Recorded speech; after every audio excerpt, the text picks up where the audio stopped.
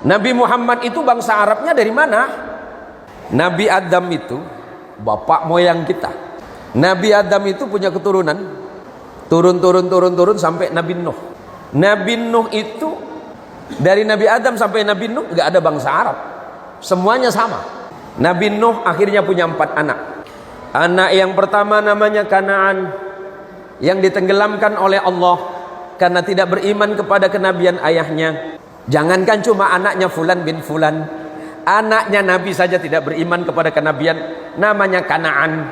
Jadi jangan berharap karena anaknya si Anu kemudian dia jadi orang soleh, enggak. Karena ternyata anaknya Nabi Nuh itu bukan orang soleh, satu Kanaan. Baik, adiknya Kanaan bernama Syam. Syam ini punya keturunan kemudian disebut dengan bangsa Smith. Bangsa Smith ini kemudian menjadi cikal bakal bangsa Arab, orang yang tinggi besar yang ada di Syarqul Awsat di Timur Tengah. Yang ketiga namanya Yafis. Yafis itu menurunkan kita, bangsa-bangsa kecil. Di mana itu? Di daratan Asia, termasuk Indonesia. Tubuhnya kecil mungil, kulitnya agak kecoklatan, berhidung pesek. Itulah keturunannya Yafis.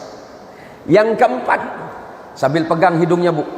Oh, saya bukan keturunan bangsa Syam nih, saya Yafis. Yang keempat nama anaknya Ham. Ham menurunkan bangsa-bangsa Afrika yang berkulit gelap. Sam ini turun punya keturunan namanya Ibrahim. Ibrahim bukan orang Arab. Kenapa keturunan Sam bukan orang Arab? Karena dia berada di Irak. Irak itu orang Babilonia. Ini biar jelas sejarah Nabi, Pak. Ya, sejarah nabinya biar jelas. Dari mana asal usulnya? Ibrahim punya anak dari istri yang berasal dari Palestina. Namanya Hajar.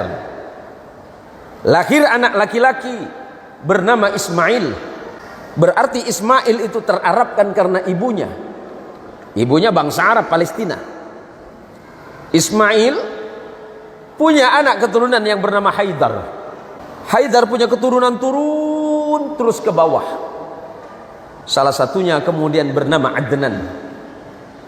Adnan ini cikal bakal datuk moyang Nabi. Maka sering Nabi disebut dengan Arab Adnani. Turun lagi, turun sampai generasi kesekian belas, bertemulah kepada Hashim. Turun anak namanya Abdul Muttalib. Abdul Muttalib punya putra namanya Abdullah, dan Abdullah punya putra bernama Muhammad sallallahu alaihi wasallam. Ini sejarah singkat.